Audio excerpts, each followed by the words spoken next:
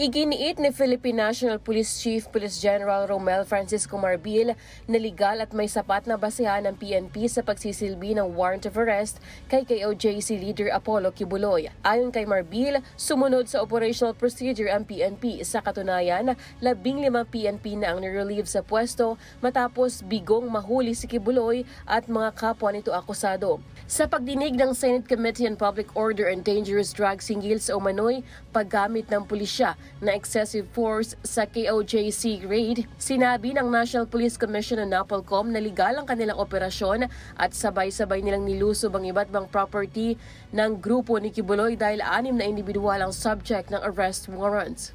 Kung merong warrant of arrest, enough na yun na makapasok yung pulis sa loob. Subalit, kailangan lang na may protocol.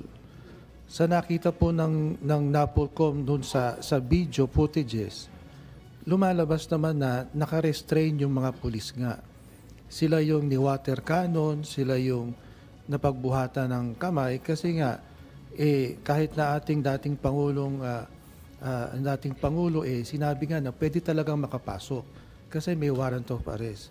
Nangangahulugan po na yung mga kinaukulan din nagkakasundo na talagang pwedeng pumasok sa loob. Kaya lang po siguro napilitan pumasok kasi pinigilan sila. Magugunitang nagreklamo ang kampo ng KOJC dahil sa umano'y marahas na pagsalakay ng mga pulis sa kanilang mga compound sa Davao at Sarangani madaling araw ng June 10. Marami umano sa kanilang mga miyembro ang natroma dahil sa operasyon na nila ay labag sa batas.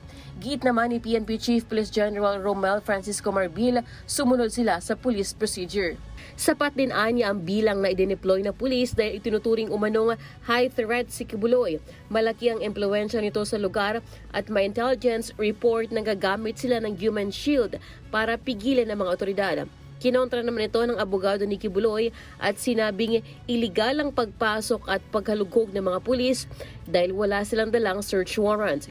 Pakiusap ng KOJC sa Senado, tiyakin ang istriktong pagsunod sa patakaran ng PNP ng pagsisilbi ng warrant para huwag malabag ang karapatan ng subject ng operasyon.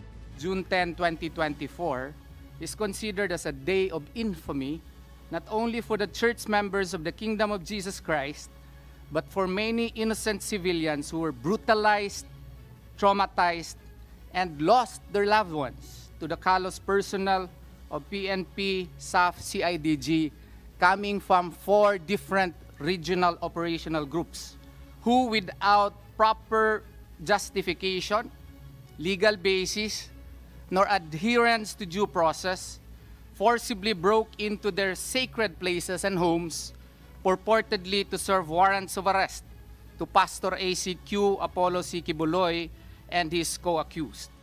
Kung kinakailangan nila mag-serve, please naman, follow the procedure of the law, the PNP operational guidelines na nakasaad po sa kanila mismong mga memorandum circular. Hinimok din ni Marbil si Kibuloy na sumuko sa mga otoridad at harapin ang kanyang kaso sa korte. Natalakay rin sa pagdinig kahapon ng presensya ng Regional Mobile Force na umano'y nagkakampo malapit sa KOJC compound.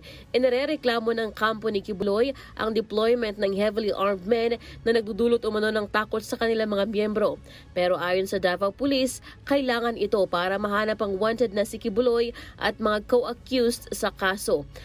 There is a wanted person in the premises of the compound.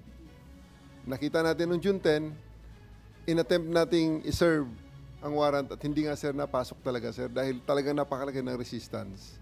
And we're